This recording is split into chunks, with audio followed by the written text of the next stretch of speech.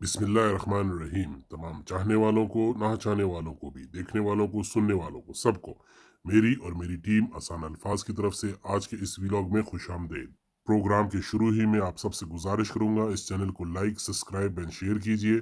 साथ ही साथ घंटी का बटन जरूर दबाइए। घंटी के बटन दबाने से जब भी हमारा नया प्रोग्राम आएगा उसकी नोटिफिकेशन आपको मिल जाया करेगी।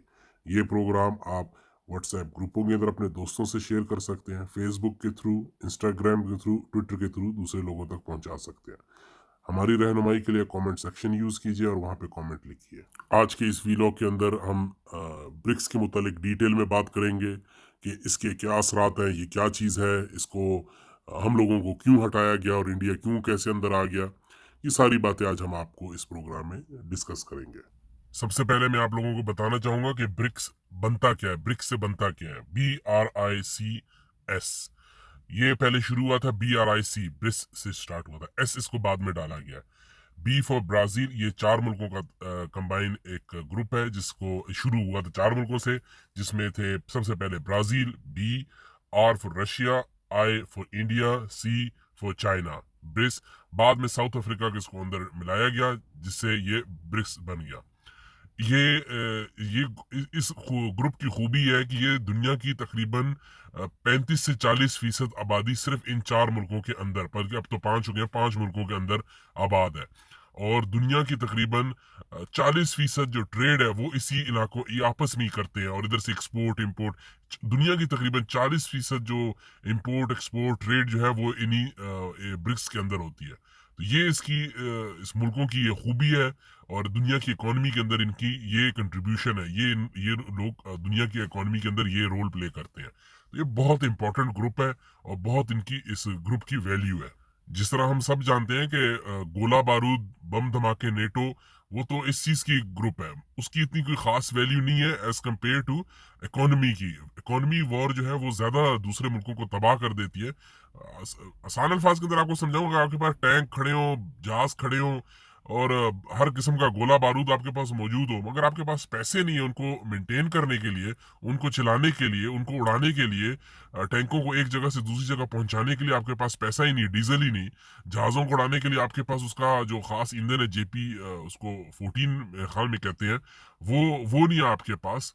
आप किश्ती जो आपकी जो बहरी जहाज है उनको चलाने के लिए आपके पास ईंधन नहीं है, तो आप इन बड़े बड़े असलों का क्या करेंगे, आप कोई फायदा नहीं है इनका। तो इसलिए इकोनॉमी की जो जंग है वो बहुत ताकतवर है, और बहुत उसके दूर तक असरात जाते हैं, और काफी दूर और काफी देर तक रहते हैं। इसलिए तो जब चाइना ने, सॉरी जापान ने, जब सेकंड व दूसरी जंग अजीम जब खत्म हुई, उन्होंने अपने असलों के ऊपर नहीं जोर दिया, उन्होंने सबसे ज्यादा पहले जोर दिया अपनी इकोनॉमी, गाड़ियां बनाना, इंडस्ट्री, उन्होंने सब कुछ शुरू। और आप खुद देख लें, जो लोग 80 और 70 और 80 की दिहाई में, अगर जिनको याद हो, जो अभी अगर उनकी उम्र इस वक्त होगी 40 से 45 साल, उनसे आप किसी से पूछिए, हर चीज उस वक्त मेड इन चाइना जापान हुआ करती थी। AC, fridge, tape recorder, CD player, इस तमाम चीजें, टेलीफोन सेट जो घरों में होते थे, उस जमाने में तो मोबाइल नहीं था, सब चीज मेड इन जापान होती, उसकी वैल्यू ही कोई और होती थी। जब उसके बाद जापान ने अभी 2000 के बाद उन्होंने अपना असला बनाना शुरू किया, उससे पहले वो सारा जितना भी 30-35 साल लगे रहे, वो इकोनॉमी के ऊपर जोर देते रहे, क्योंकि उनको पता था इकोनॉमी है तो मुल्क सरवाइव करेगा, आगे चलेगा। इकोनॉमी नहीं है तो ये बड़े बड़े असलों का कोई फायदा नहीं। ये ब्रिक्स की मेन जो रीजन बनी थी बनने की, वो यही थी कि लोग इकोनॉमी के ऊपर जोर दें, माशी हालात आपके मुल्क के तकड़े हो, तो आप फिर एक आवाम भी खुश होती है, मुल्क भी खुश होता है, और तकड़ा मजबूत मुल्क बनता है इससे। अब मैं कुछ बात करूंगा ब्रिक्स की जो मीटिंग हुई है चाइना के अंदर। इसके अंदर देखें, ये पांच मुल्क तो है ही है, Brazil, India, China, south Africa, ये तो है ही है। इन्होंने साथ ही साथ कुछ और ममालिक ने इधर रजामंदी शायर की है, और उन्होंने ख्वाहिश जाहिर की है कि हम लोग, रजामंदी तो नहीं कहूंगा, ख्वाहिश जाहिर की है कि हम लोग ब्रिक्स का साथ हम भी करना चाहते हैं। अब जो गौरतलब बात है वो ये कि जो ये ग्रुप ज्वाइन करना चाह रहे हैं ना ब्रिक्स को, ये कोई पड़ोसी ममालिक नहीं है इसके, ये रशिया का, चाइना का। देखिए, पहले जो ब्रिक्स के जो ममालिक थे तीन, वो तो बड़े बड़े जो मुल्क थे, वो आपस में उनके ऑलमोस्ट बॉर्डर मिलते थे। रशिया का चाइना से मिलता है, चाइना के इंडिया से मिलता है, ब्राजील चलो दूर है, साउथ अफ्रीका नीचे है। जो ये नए ममालिक जिनका मैंने नाम लिया ज्वाइन करना चाहते हैं, ये ऑल ओवर द वर्ल्ड है, पूरी दुनिया से ज्वाइन कर रहे हैं, इनका कोई एक दूसरे से बॉर्डर भी नहीं मिलते। अब इस मौके पे पाकिस्तान जो है, ये फिक्र की जो बात है वो ये है कि पाकिस्तान और चाइना की कितनी गहरी दोस्ती कहा जाता है। हर जगह चाइना हमारे साथ खड़ा रहा, डिफेंस हो जाए कि इकोनॉमी हो जाए।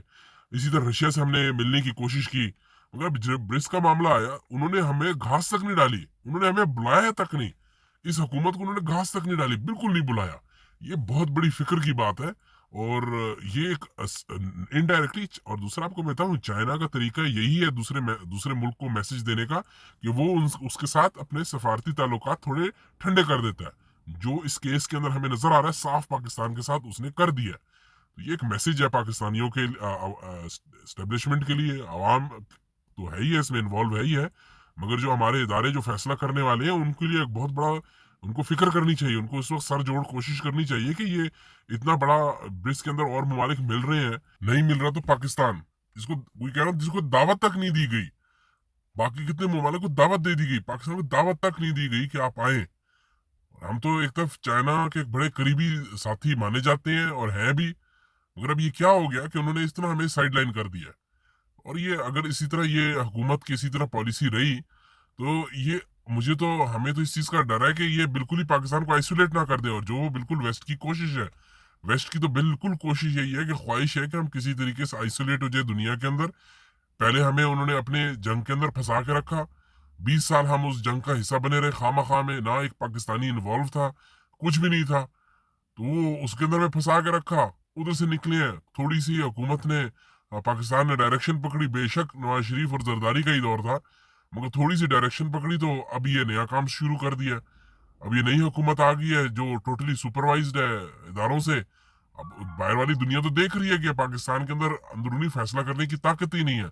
जब इनके साथ ताकत नहीं है तो इनके साथ टाइम हम क्यों जाया करें। तो अभी ये हमें हमें इस चीज की फिक्र करनी चाहिए, हम लोग चाइना का कोई टाइम टाइम जाया करने वाले दोस्त तो नहीं बन गए। ठीक है, जिस तरह दोस्तियों को आप बिल्कुल आसान अल्फाज में समझाओगे, जिस तरह आप मोहल्ले के 4-5 लड़के आपस में गहरी दोस्ती कर लेते हैं, उनको पता होता है यार एक बंदा है हमारे ग्रुप के अंदर, वो टोटल टाइम जाया, वो सिर्फ बातें करता है, और जब कुछ अमल करने को आता है कुछ भी नहीं कर सकता। तो ये ना हो कि पाकिस्तान को उस कैटेगरी में डाल दिया जाए कि यार ये लोग सिर्फ बातें करते हैं, और जब अमल करने का वक्त आता है तो ये अमेरिका के खत के ऊपर डर जाते हैं। अब आप ये बात तो मानेंगे, बेशक आप इमरान खान को पसंद करें कि ना करें, इमरान खान की पॉलिसी बहुत बेहतर थी, जिसको कहा जाता था कि इसने हमें दुनिया में आइसोलेट कर दिया है। अब आप खुद देख लें आइसोलेट कौन हो गया, कि आपको किसी मुल्क के अंदर दो ममालिक ने आपको घास तक नहीं डाली, बुलाया तक नहीं। चाइना आपका इतना करीबी साथी था, वो आपको बुला नहीं रहा। टर्की वालों ने फॉरेन ऑफिस, जो पुराना फॉरेन मिनिस्टर था शाह महमूद कुरैशी, उसको बुला लिया। तो मैसेज इसी तरह दिए जाते हैं, दूसरे ममालिक जो नाराजगी जाहिर करते हैं, वो इसी तरीके से ही करते हैं। तो तमाम ये पॉलिटिकल जो इंजीनियरिंग जिन लोगों ने की है, ये वक्त बिल्कुल सही वक्त है, बल्कि थोड़ी अभी देर हो गई है कि वो लोग इस फैसले के ऊपर जरा गौर करें। उन्होंने जो ये फैसला किया है शहबाज शरीफ को लाने का, ये कोई फायदेमंद फैसला नहीं था। सिर्फ NRO 2 मिलना था, चलो ले ले, बस हटाए इनको, खत्म करें, इलेक्शन कराएं, और जो हकदार है इस पोस्ट का उसको मिलनी चाहिए, बेशक वो नून हो के PTI हो कि पीपल्स पार्टी हो। ये थी आज तक, अभी तक की मेरे पास थोड़ी सी मालूमात, मैंने सोचा कि आप लोगों से शेयर की जाए। हमेशा की तरह हम आवाज होकर मेरे साथ नारा बुलंद कीजिए। नारे से पहले अल्लाह से दुआ है, हर पाकिस्तानी के जान माल ईमान की हिफाजत अल्लाह करे। आप लोग इस चैनल की हिफाजत कीजिए।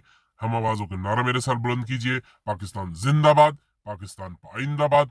अस्सलाम वालेकुम।